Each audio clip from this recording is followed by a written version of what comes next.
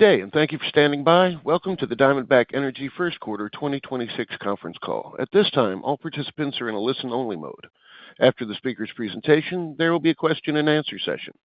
To ask a question during the session, you will need to press star 11 on your telephone. You will then hear an automated message advising that your hand is raised. To withdraw your question, please press star 11 again. Please be advised that today's conference is being recorded. I would now like to hand the conference over to your first speaker today, Adam Lawlis, VP of Investor Relations. Please go ahead. Thank you, Corey. Good morning, and welcome to Diamondback Energy's first quarter 2026 conference call. During our call today, we will reference an updated investor presentation and letter to stockholders, which can be found on Diamondback's website. Representing Diamondback today are Kaes Van't Hof, CEO, Danny Wesson, COO, Jerry Thompson, CFO, and Al Barkman, Chief Engineer. During this conference call, the participants may make certain forward-looking statements relating to the company's financial condition, results of operations, plans, objectives, future performance, and businesses. We caution you that actual results could differ materially from those that are indicated in these forward-looking statements due to a variety of factors. Information concerning these factors can be found in the company's filings with the SEC. In addition, we will make reference to certain non-GAAP measures. The reconciliations with the appropriate GAAP measures can be found in our earnings release issued yesterday afternoon. I'll now turn the call over to Kaes. Thanks, Adam, and welcome everyone. As with the last few years, we're going to go straight into Q&A. So, operator, please open the line for questions. Thank you very much. One moment. As a reminder, to ask a question, you can press star 11 on your telephone and wait for your name to be announced. To withdraw your question, please press star 11 again. Please stand by while we compile the Q&A roster. Our first question comes from the line of Neil Mehta of Goldman Sachs. Neil, your line is open.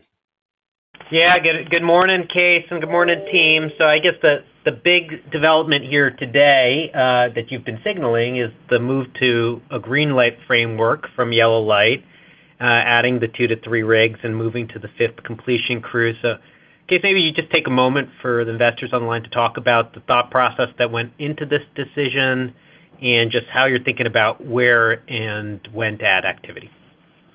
Yeah, Neil, I mean, it's a good question. I think there's some macro elements as well as some micro elements, and we'll go through both of those. I think from a macro perspective, obviously there's a clear market signal. We're 2 months into the world's largest oil supply disruption in history.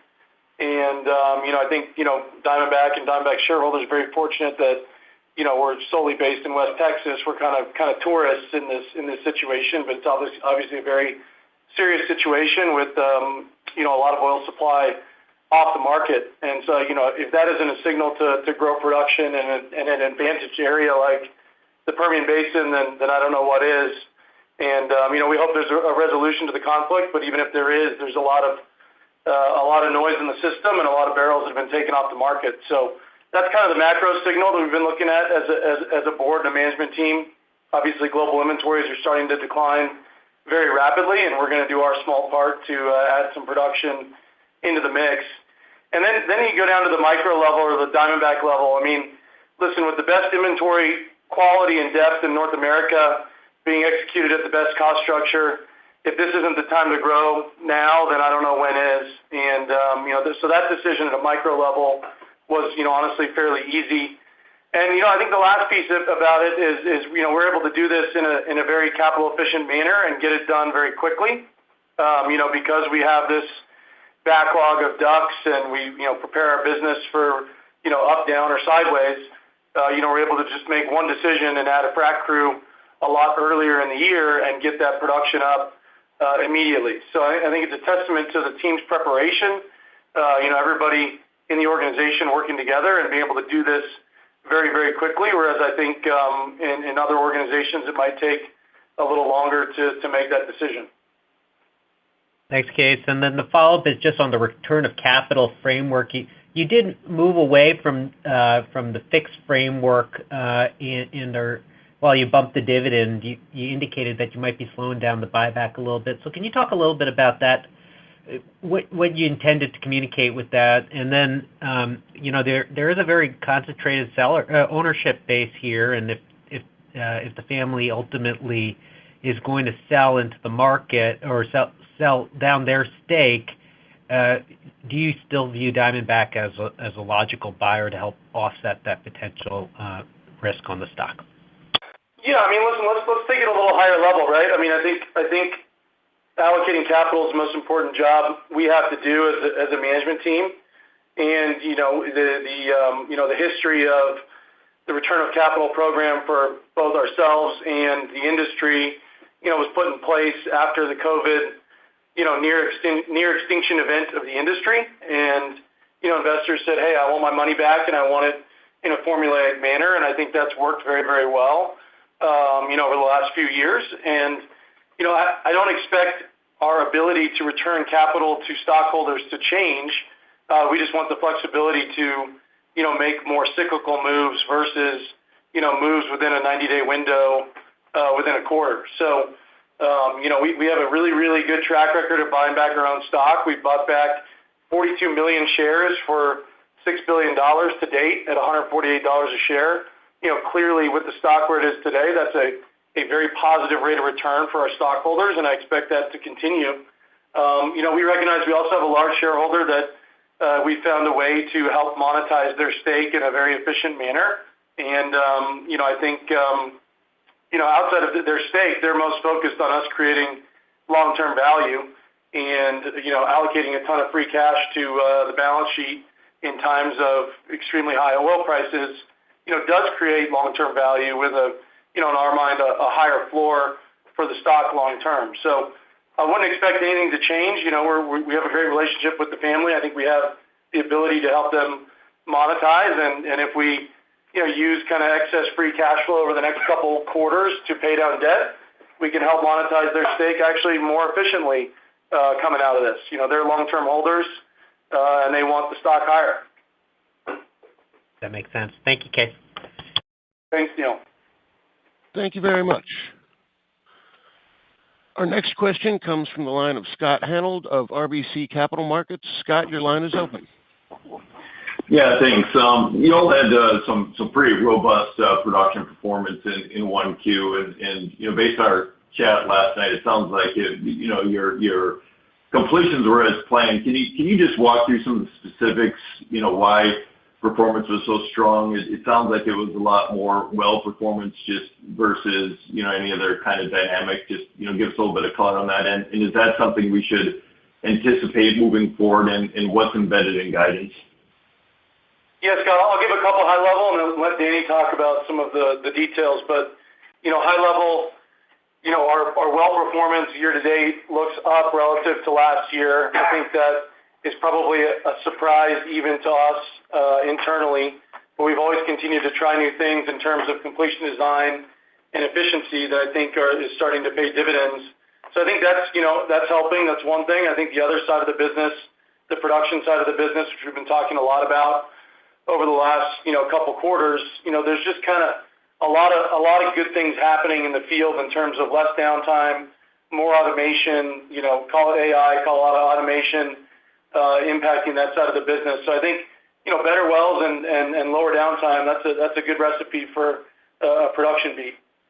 Yeah, Scott, Case alluded to it, but we, post the Endeavor merger and getting the teams together, we started trading a lot of ideas on what we were doing to really optimize, primary completions as well as the base. And we've talked about it over the past few quarters, but some of the things we're seeing on the completion optimization side with, perforating strategies, rate design and sand loadings, we think we're seeing some uplift in the wells and time will tell as we continue to implement that completion design. But also on the production side, some of the stuff we're doing on the workover side, some of the acid jobs, the chlorine dioxide jobs, the surfactant jobs, we're starting to see that pay dividends and really, layering on that machine learning, as we continue to look at our data streams and processes and layer it on machine learning and trying to, start working towards,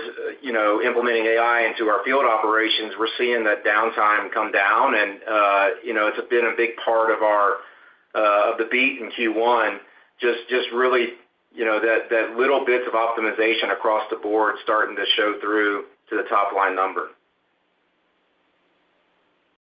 Great. And as my follow-up, when you guided oil, you talked about it looks like you're inferring greater than potentially 520 a day. And can you just talk through, if you continue to see this macro environment, how much desire is there to kind of continue to let that oil production grow versus, curtail it? And, is there a scenario where you'd actually even look to step it up even higher if the macro continues to be heightened?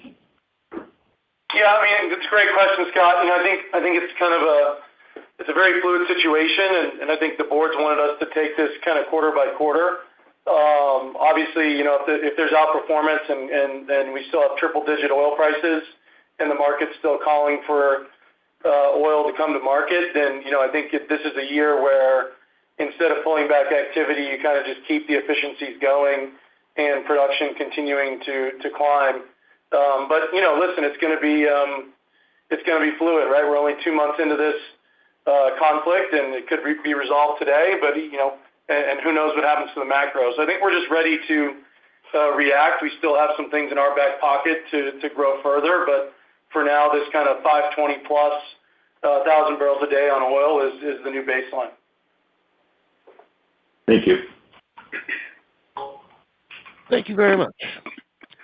Our next question comes from the line of Neal Dingmann of William Blair. Neal, your line is open. Morning, Kaes and team. Thanks for fitting me in. My question is also on your activity. Specifically, Kaes, how much, if any, will negative Waha prices impact, what you might or might not do? And then the same question with oil service prices, and maybe ask about, are you expecting OFS inflation given what's going on with prices? Yeah, Neal. On the Waha side, obviously the pricing is deeply negative. We're well protected with financial and physical hedges. Our mix of physical to financial is going to be moving more towards physical when these 2 new pipes come on, hopefully second half of the year. So I think we're, pretty well protected to get through this tight spot from a financial perspective where we can, continue to, add, oily inventory, right, where we're drilling some of the oiliest stuff in the basin.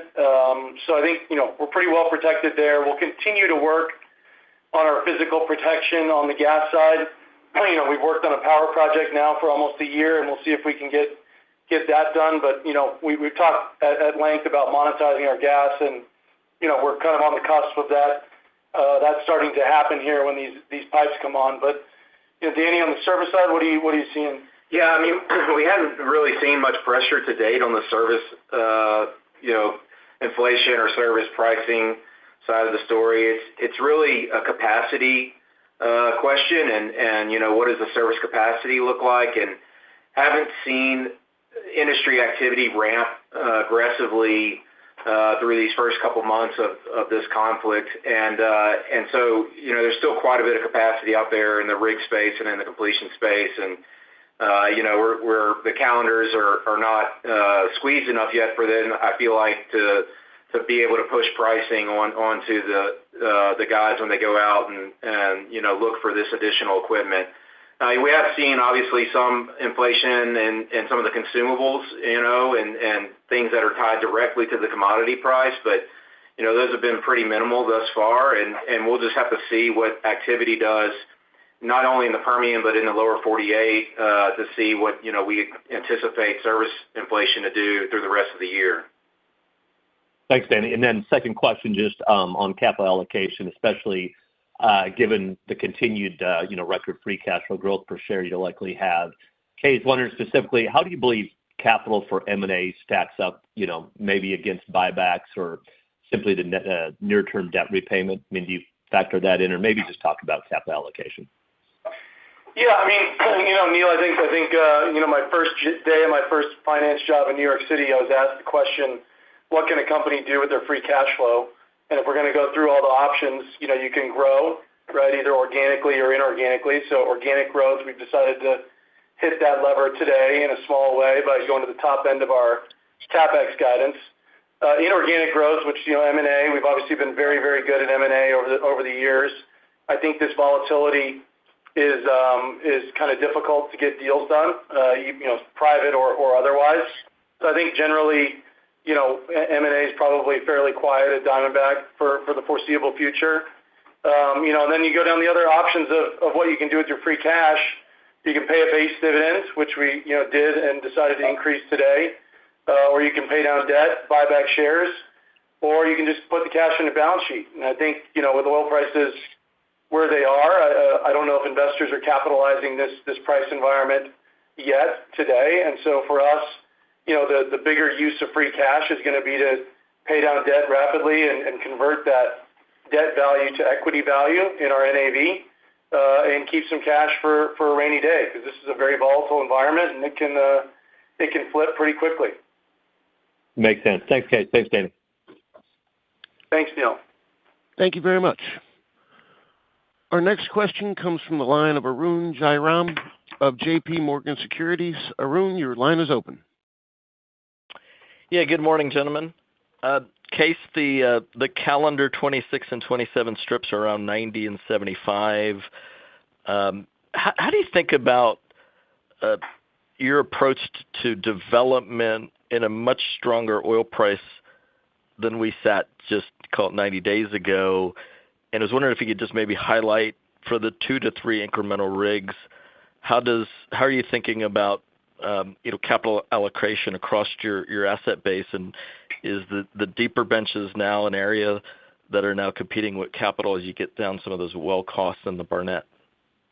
Yeah, I'll let Danny now talk about latest Barnett developments, but just from a capital allocation perspective, even with higher commodity pricing, we're still going to hold to the vast majority of our spacing assumptions throughout the basin. We always kind of look at each project, and that's kind of on a DSU by DSU level basis, and kind of say, hey, let's get as many wells in this section as possible to where the incremental well, the last well that we add, generates a 40% rate of return at $60 oil. And so we think that provides prudent spacing, but also a solid rate of return to our shareholders despite the commodity price volatility. So I think drilling our best stuff first and sticking to that knitting in terms of spacing is going to continue. Clearly the Barnett, particularly with the size of these wells from a production perspective, generates more PV today, so that's getting more attention. But Al, you want to give anything on the latest Barnett? Yeah, I think that's right, Arun. I mean, looking at the acceleration of the plan coming in with these 2 rigs, really that's the acceleration of the Barnett plan, and we're focused on that development, and really it's just kind of getting ahead of the Barnett obligations that we talked about last quarter.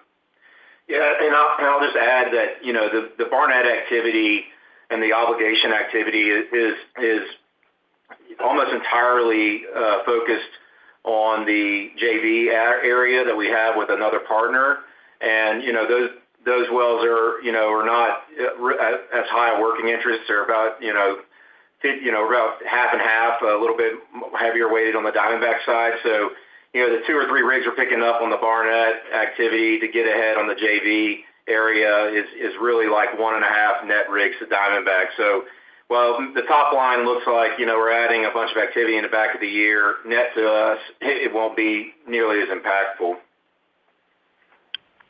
Yeah, great. My follow-up is maybe for Jerry.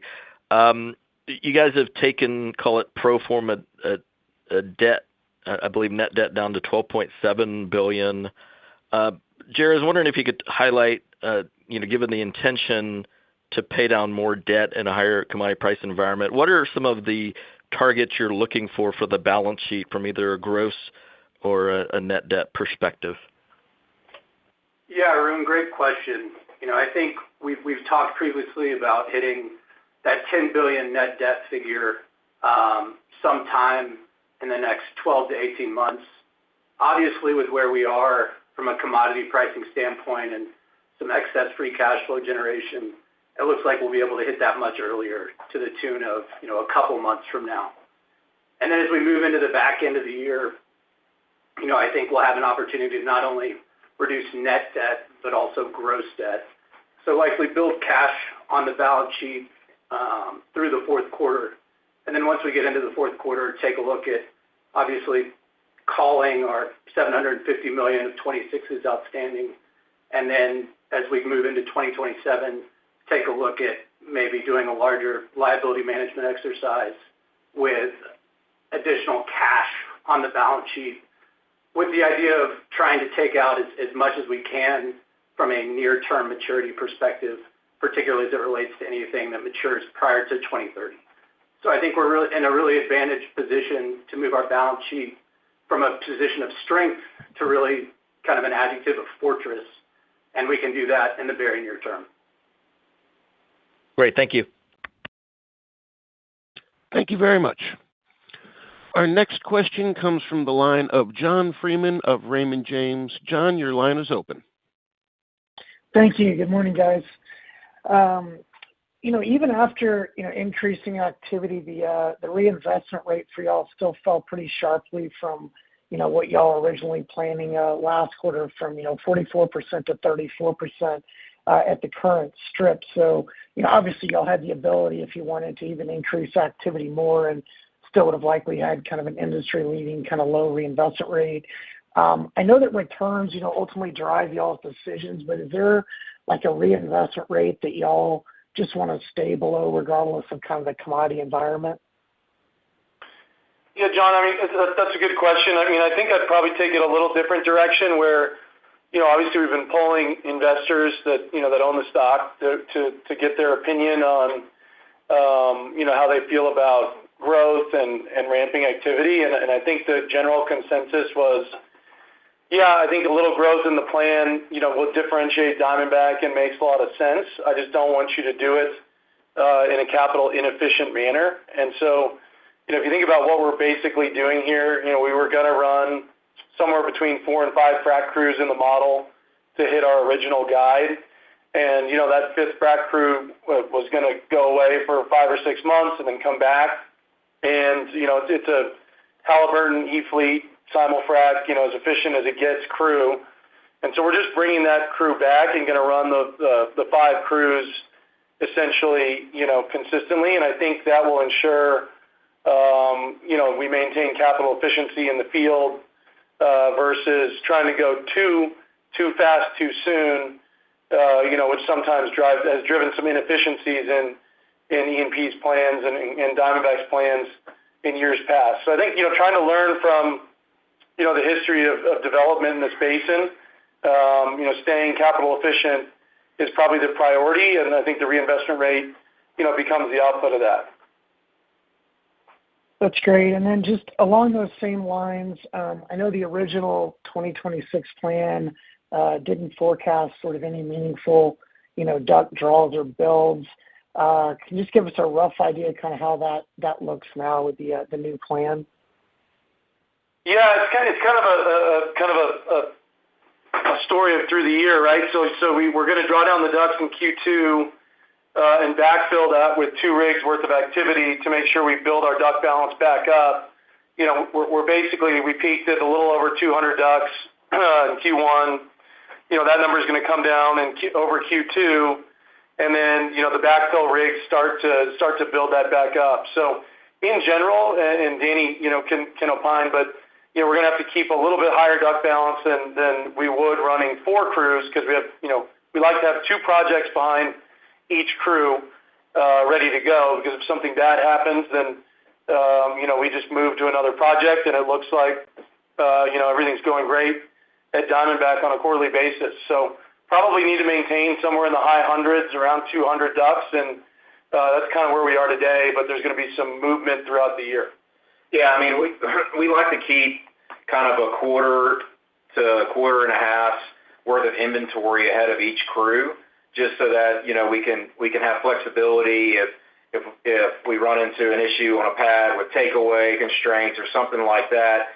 And so if you think about each of these crews will do about 100-ish wells a year, maybe a little more. And so to Case's point, he hit the nail on the head. A couple hundred wells ahead of these 5 fleets is kind of the right carry number of the DUC balance. But obviously the more efficient we get, and the guys are always chasing the efficiency curve, and you can see it in I think it's a slide 9 in our deck today, the improvement quarter-over-quarter. And, as the crews get more efficient and get more wells done, it either means we got to release crews to keep the same well count or we got to build more DUCs to stay ahead of them. So, it's a dynamic and fluid situation, but, I think we're talking about adding, 20 to 30 wells to the year in total. So, and still being able to stay within our original guidance window, which we took the momentum from Q1's beat and just kind of kept it going through the rest of the year. Thanks, guys. Appreciate it. Thanks, John. Thank you very much. Our next question comes from the line of Betty Jiang of Barclays. Betty, your line is open.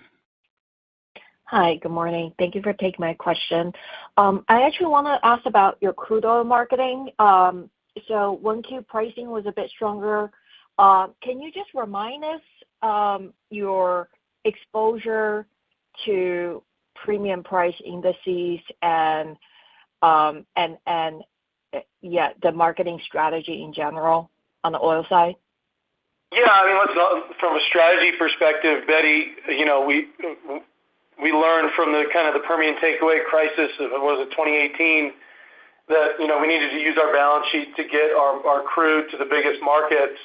And, for us, that was, let's get more crude down to Corpus Christi and as well as Houston. And so we have, if you remember, we invested in 3 pipelines, Epic, Gray Oak, and Wink to Webster, all of which made our investors a lot of money, but also protected Diamondback from a commercial perspective. So, we have about 300,000 barrels a day going down to Corpus on Epic and Gray Oak, and then we have about another 100,000 a day going down Wink to Webster, feeding kind of Refinery Row in Houston. And so we're kind of, pretty exposed to, call it water-based pricing, even have one small contract that has some dated Brent exposure. So that's been really helping us out. And, I think that's a good playbook for what we're going to try to do on the gas side, right? I think we're a little behind because oil, is 90+% of our revenue, and we've done a good job there. But the next trend is to improve that on the gas side. Got it. That makes sense. And then I want to ask about the acquisition line item in 1Q. There are just a few $100 million. Are you guys doing any organic acquisitions and maybe picking up bolt-on things that's at good pricing? Can you just speak to that? Yeah, Betty, this is Jerry. There's a couple of small acquisitions that are in our backyard in the Midland Basin.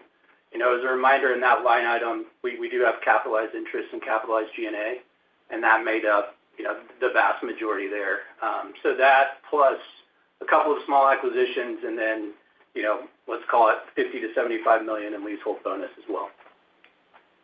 That's helpful. Thank you. Thanks, Betty. Thank you very much. Our next question comes from the line of Phillip Jungwirth of BMO. Phillip, your line is open. Thanks. Good morning. Can you talk about how you're viewing Viper ownership and what's optimal for Diamondback? Just because you did sell some in the quarter, but still on 39%. The company's free cash flow outlook's obviously stronger, so less need for divestitures. But is there any minimum level of ownership you'd kind of look to maintain? And how does that play into the overall capital allocation decisions?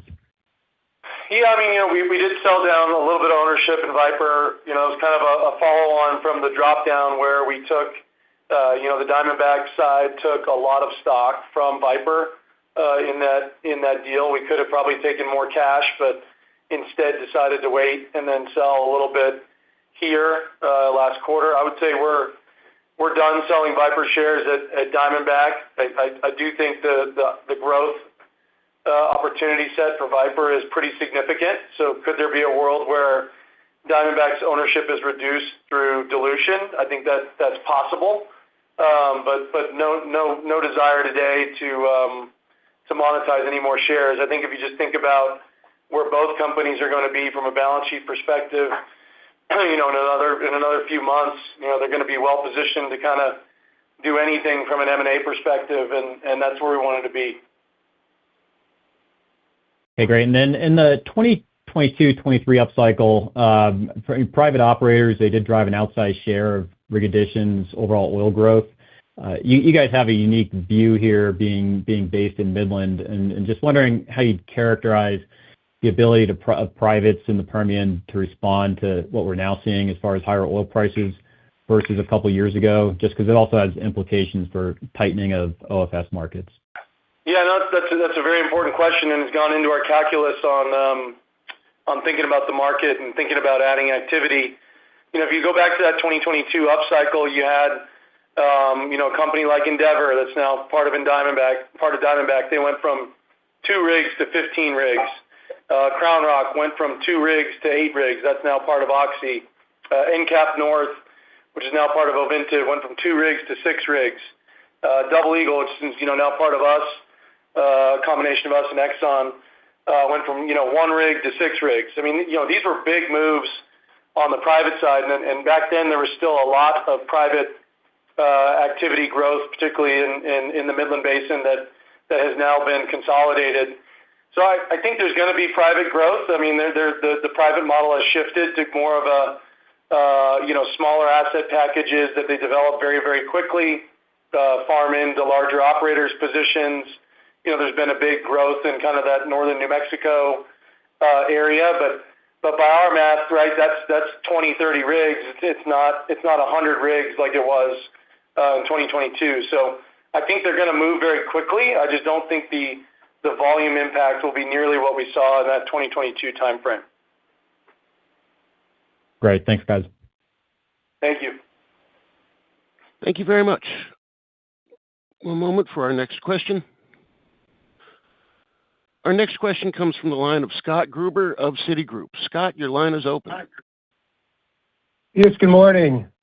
Maybe I'll extend upon the last line of inquiry, kind of in light of what you just mentioned about the impact of the private case.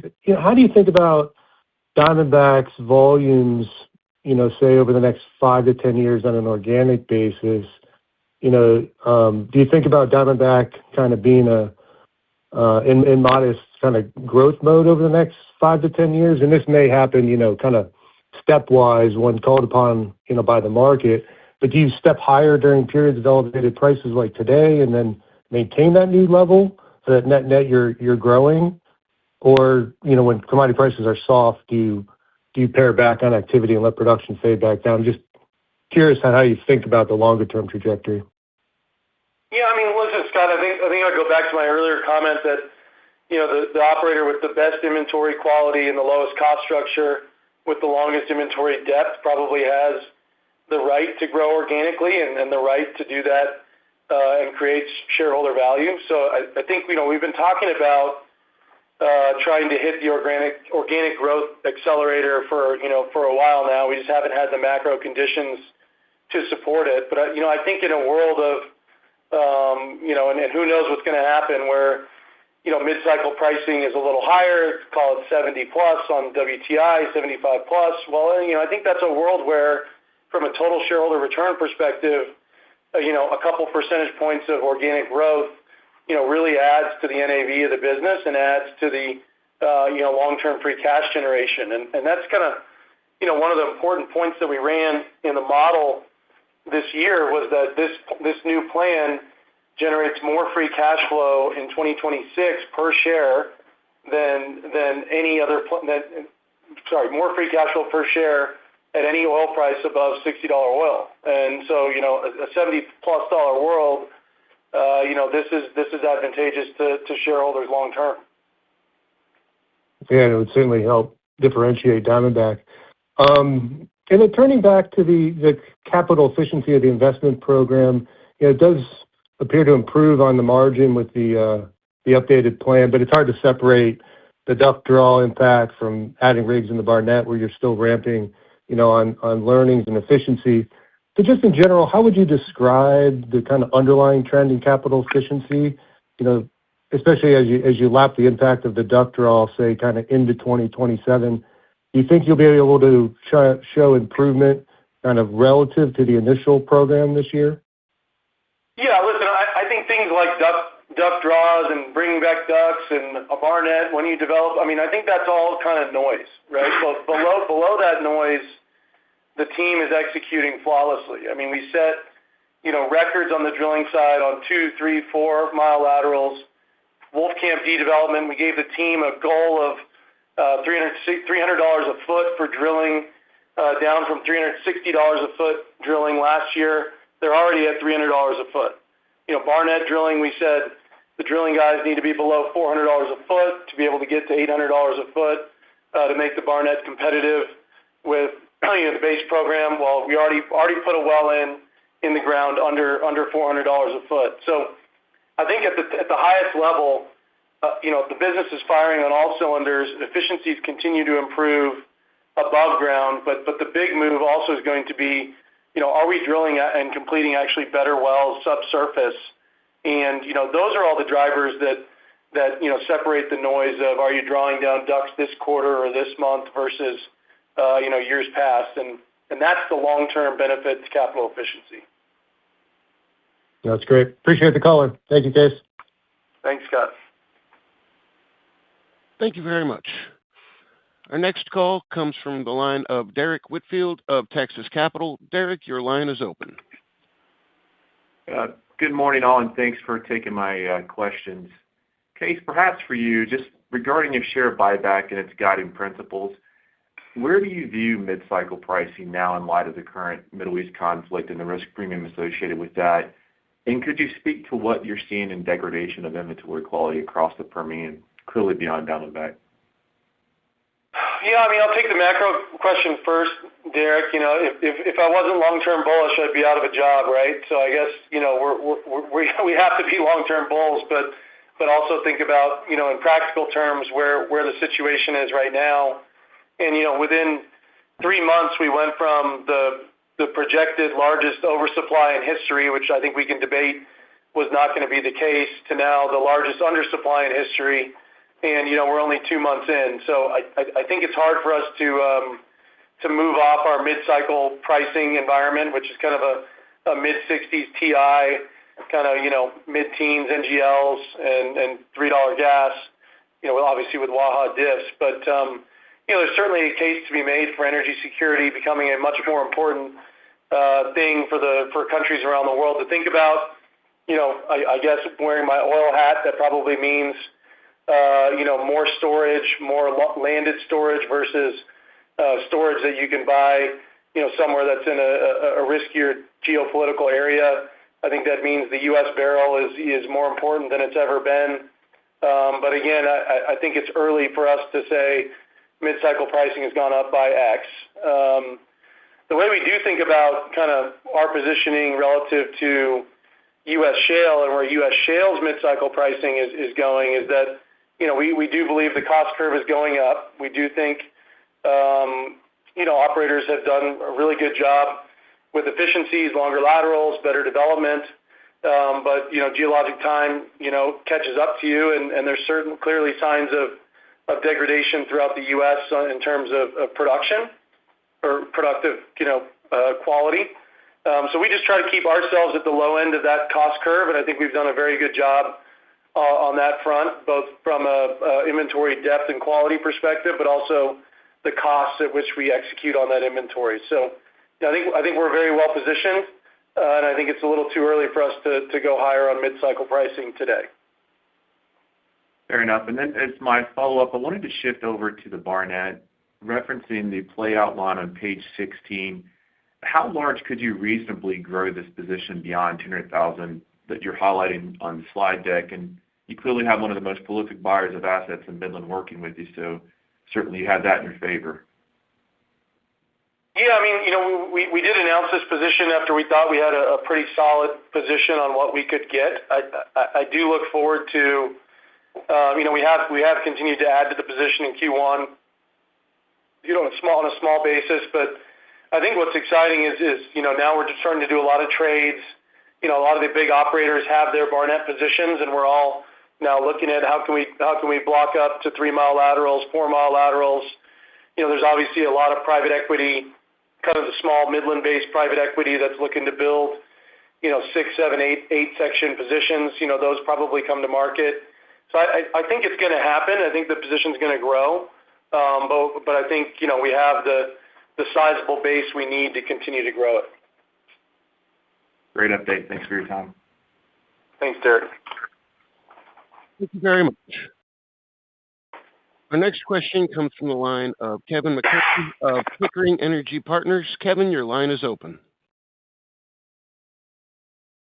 Hey, good morning. Can you provide any color on the cadence of the net lateral footage per quarter throughout the year and also the lateral length per well? We would assume the additional 200,000 lateral feet is back half weighted, but any color there would help.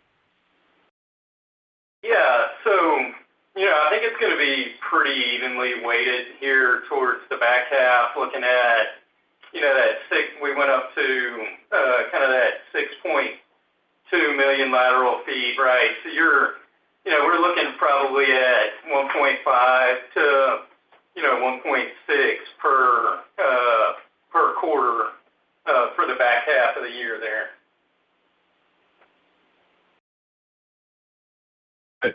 Great. And lateral lengths per well should increase throughout the year too. Is that right? Yeah. So, looking at Q1, I think that was probably one of our lighter quarters. I think we were like 11.5 for Q1. And so for the full year of 2026, we still expect to be at 12.9. So we expect that to ramp kind of going through the back half of the year. Got it. Appreciate that. And maybe as a follow-up, any updates on the surfactant tests? Yeah. So we had a big push towards the end of the year last year. Really wanted to get some tests in the ground and try some different surfactant combinations with some different rock types and understand what was driving the well performance there. And so we got those tests in the ground. We're looking at it, team studying it. And so we're refining the process and plan to move forward with our next deployment kind of early this quarter. Yeah, and Kevin, one thing I'd add to that, we tested 50 wells or so last year. On average, I think we got 100 barrel a day uplift, but some wells were up by 400 or 500 barrels a day, and some wells were 0. And now we're trying to figure out what do we do right in the 400 or 500 barrel a day wells, and what do we do wrong in the zeros. And we're gonna figure that out. This is version 1.0, and that's what kind of gets me excited. Like I think from a high level, this basin and Diamondback, we're kind of on the cusp of some technological breakthroughs related to increasing recoveries, past primary development. And I think that's probably going to be a mega theme over the next 4, 5, 6 years that you're going to see a lot of dollars and time spent on. And that's kind of why we've held as much acreage as we have. We have some of the best oil in place in the basin, and we got some of the smartest people in the industry working on this to do what I think could be something that extends this basin's life by a decade or two. Wow, certainly be very meaningful. Appreciate the update. Thanks. Thank you very much. Our next question comes from the line of Gabe Daoud at Truist. Gabe Daoud, your line is open.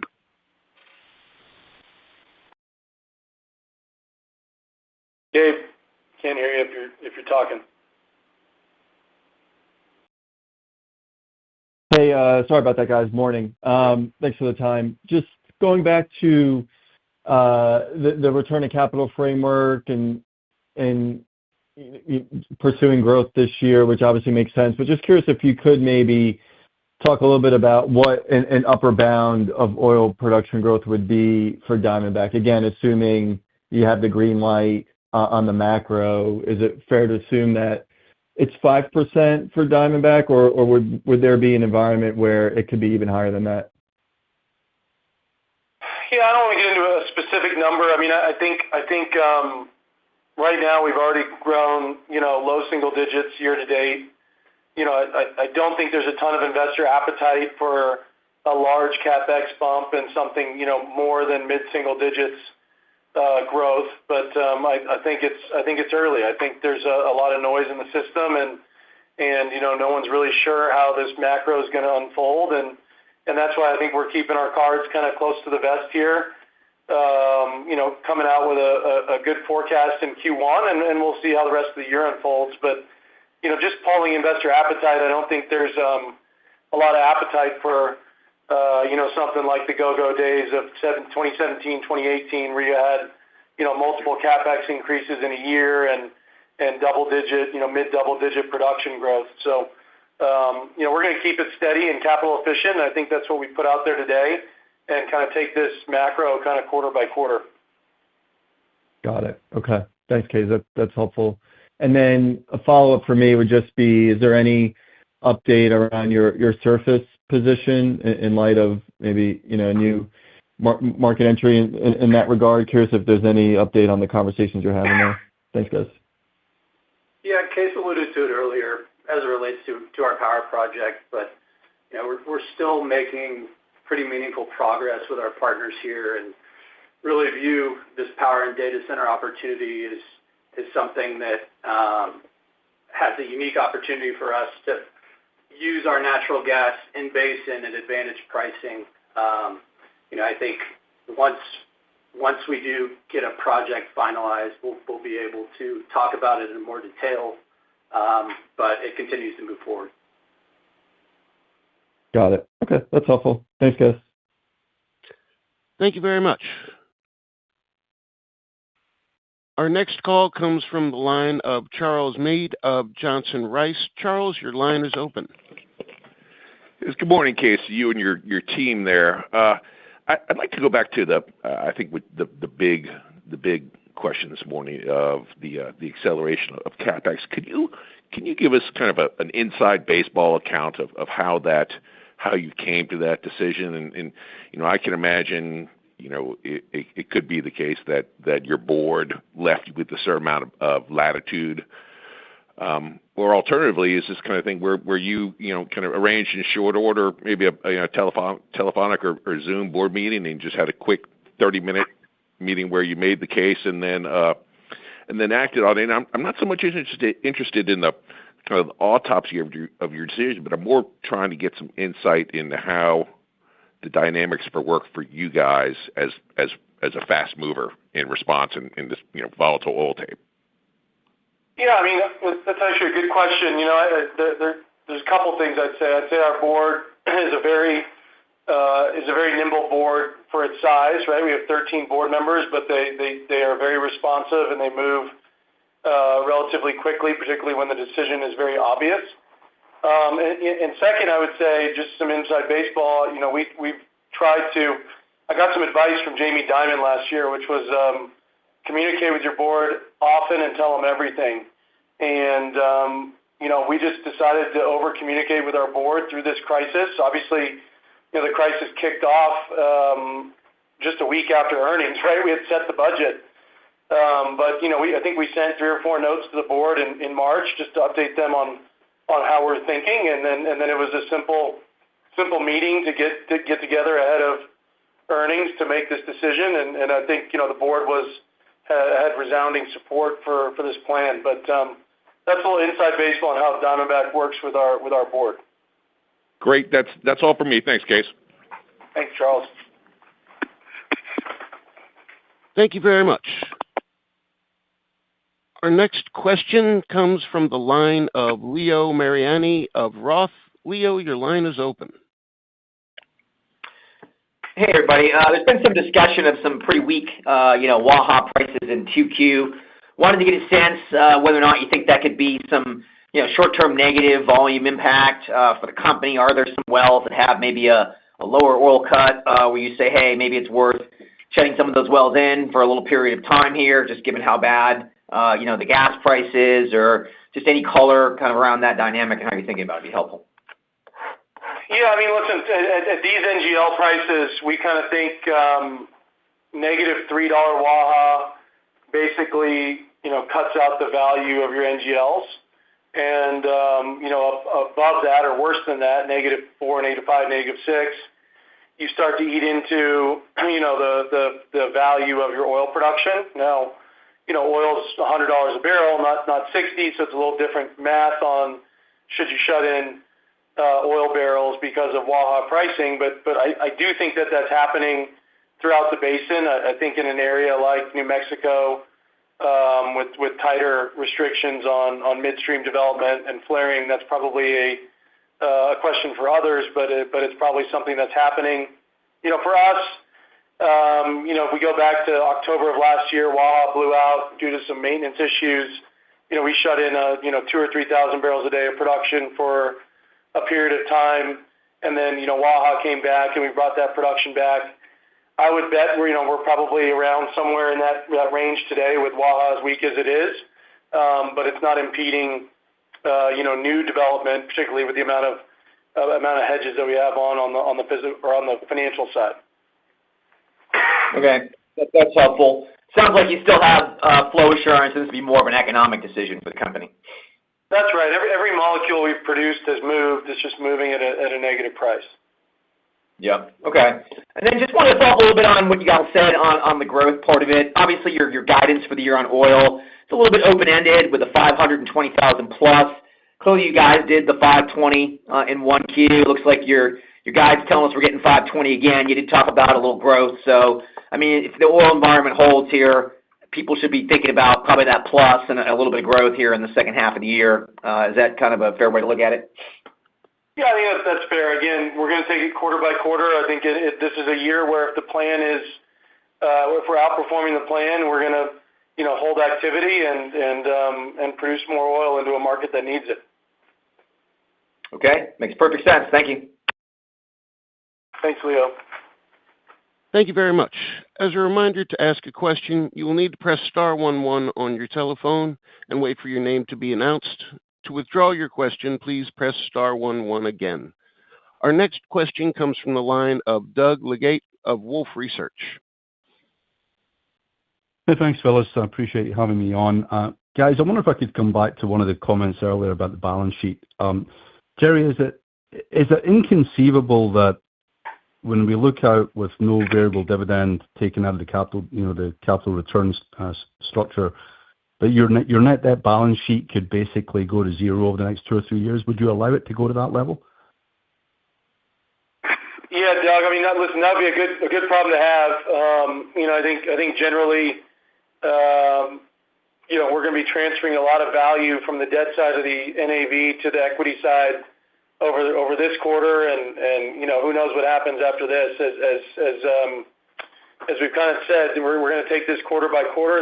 We're early into this oil price environment. Should it persist and the stock continue to go up, then we'll allocate less capital to buybacks and continue to put cash on the balance sheet. But at the end of the day, we know this is a cyclical business, and in this highly cyclical business, we want to have the ability to pounce on opportunities when the cycle turns. And those opportunities could be M&A, that could be buying back a ton of stock. It could be leaning on your balance sheet to buy back stock. So I think the key term here is flexibility, but also long-term value creation, because at the end of the day, we want to get to zero debt. We want to get to one share outstanding, and it's going to be a race between those two. With free cash generation over the coming decades. I appreciate that. My follow-up, fellas, is not so much about your growth than what you're seeing from your non-operated positions. And I guess this is particularly, it might be a Viper question, but obviously we've seen some privates add rigs, and there's a lot of non-op working interest that basically can influence what happens to the growth story for you guys on a consolidated basis. How would you characterize that? What are you seeing on your non-op I guess, requests for activity? Yeah, I mean, Diamondback carries very little non-op, but Viper obviously sees, half the wells in the basin, round numbers. I think we'll talk about it on the Viper call, but early signs are, nothing major on permitting, but the discussions that we're hearing in the field and, in Midland are that, rigs are getting picked up on the private side. I think if we had to give a rig count forecast for the Permian today, by the end of the year, we're probably up 25, 30 rigs from where we are today. That's helpful. Thanks, fellas. Thanks, Doug. Thank you very much. Thank you very much. Our next question comes from the line of James West of Melius Research. James, your line is open. Hey, thanks, guys. Case, I know everything's pretty fluid right now, and you're kind of quarter by quarter, but you have to be thinking about a market that's significantly changed in the last 60 days and an oil price that'll be structurally higher. So understanding you've raised your guidance for this year, but how are you thinking about the out years and how you want to set up the company to either continue to grow at this mid-single-digit rate or not? 27, 28, 29. Not looking for guidance, but just kind of how your longer-term thinking is evolving. Yeah, obviously we have to think about the long term, and I do think if we are in a higher for longer world, then an advantaged company with advantaged inventory like Diamondback should answer the call for production growth in that higher for longer world. So I think that's we don't live in a vacuum that's static, but if we did, I think some sort of organic growth in the story. Moving this business from a steady state kind of bond like free cash generator to a free cash flow per share growth generator over the next few years into the decade. So long as it maintains capital efficiency, I think that's something that investors would support. So again, it's early. We'll see what the macro holds, but certainly it feels like the world changed a lot since our last conference call. No, absolutely. That's very helpful. And then as you think about your inventory depth versus your peers, you guys are obviously in a leading position, but what would you consider your or how would you kind of phrase it, your position versus probably the peers in the market today, given the huge longevity we think you have? Yeah, listen, we're very fortunate. We have an incredible inventory quality and duration, but I'll say that within Diamondback, we're always looking for that next stick, right? Whether it's organic generation and Barnett development, Upper Spraberry development over the last few years, or inorganic. This machine is built to do significant transactions like Endeavor, but also. I don't want one unit in the Midland Basin trading hands without Diamondback knowing that unit could be in our hands. So, we're set up to do the sub $20 million deals, and the teams actually do a really good job at those, but also not so small that we're not in the picture for every other deal that transacts in this basin. Got it. Thanks, Case. Thank you. Thank you. Thank you very much. I'm showing no more questions at this time. I would now like to turn it back to Case Van Hoff for closing remarks. Yeah, thank you everybody for your interest. We're always available to answer any questions. Just reach out to the number or email on the notices. Thank you for your participation in today's conference. This does conclude the program, and you may now disconnect.